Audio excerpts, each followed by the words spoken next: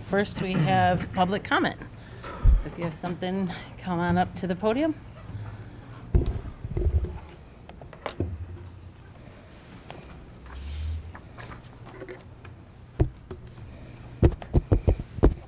I have a document that I prepared with some information that was pulled from meeting minutes.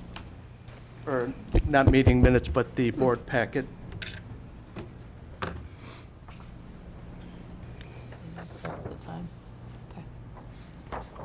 There she is. Okay.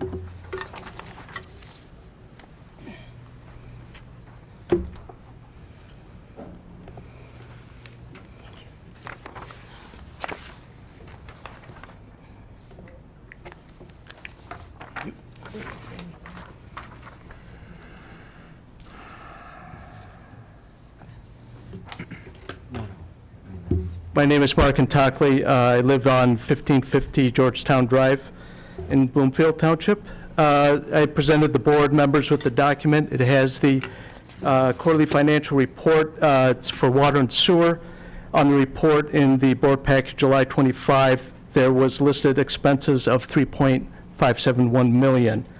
I went back through the previous approved payments regarding vouchers and payroll.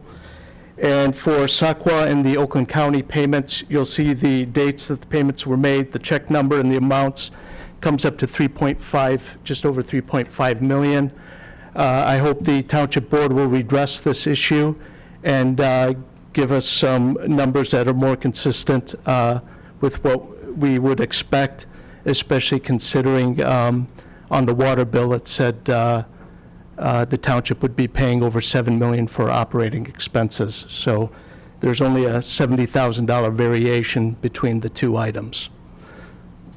The second item, I'd like to thank Haley Stevens for coming and speaking to the township and for supporting First Amendment rights. Haley Stevens was allowed to speak for 10 minutes during public comment. I believe that accommodation and privilege should be provided to all citizens coming in to speak or residents, especially since the accommodation was already provided to someone else. Next, I wanted to comment on central services. We've seen a big swing in central services fees from 2020 to 2023, especially for senior services. It's up almost 80%. Public safety is up almost 70%. The village police is down slightly, and the village fire is down 40%. I think the residents deserve to understand why these variations exist. To go on, water and sewer is down about 15%. Building inspection is up slightly. Road fund is up about 10%. So I believe we should understand what's the variation, what's happening. Why is village fire so good at reducing those central service fees? Maybe that's something that can help out the senior center. Mr. Antockley, will you wrap it up, please?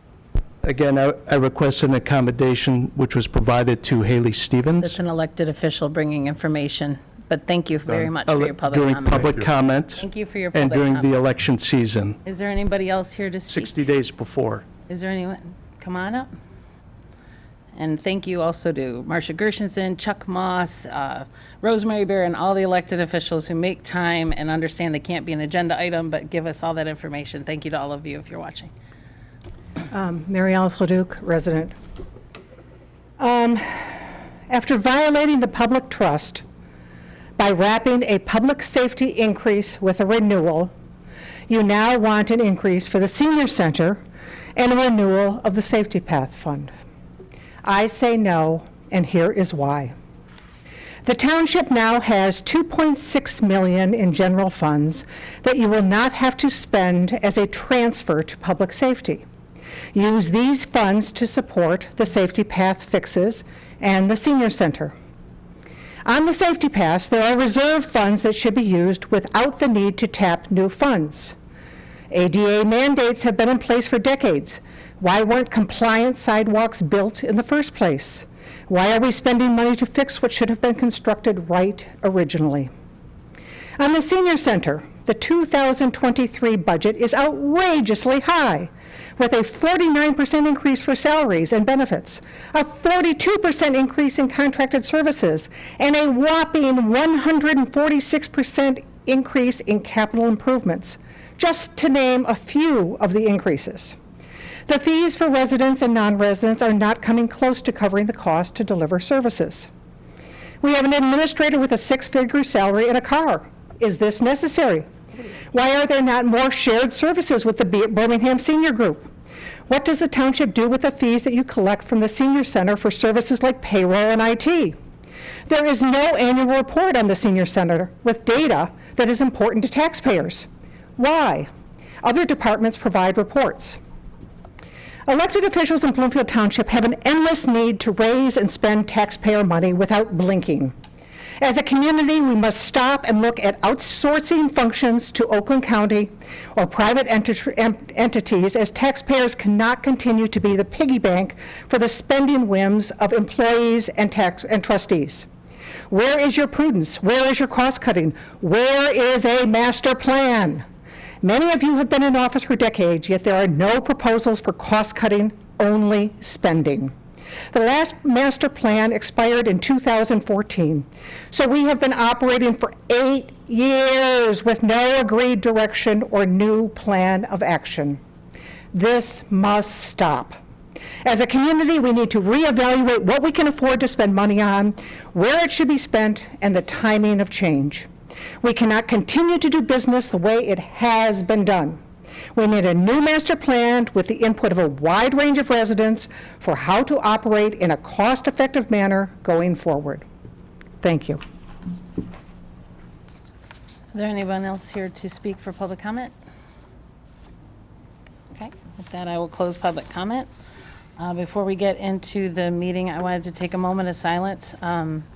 The Bloomfield Township, as well as Seacrest Wardle, and all those who knew Mike Sulhaney. Sorry, there are more important things in the world right now, I know, but this is a friend of ours who lost his life because of the recklessness of somebody under the influence of drugs. So today, think about his family and his friends who we mourned him today at his visitation, and there's a funeral for him tomorrow, but please, if we could take a moment of silence for Mike Sulhaney.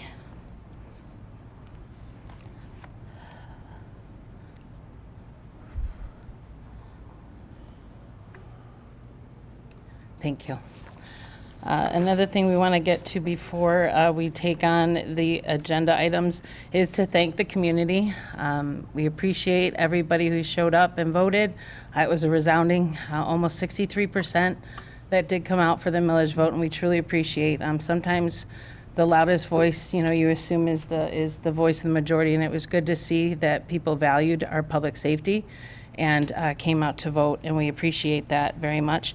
And I normally don't address public comment, but there were too many things to address, but there's one in particular that is constantly mentioned and is incorrect.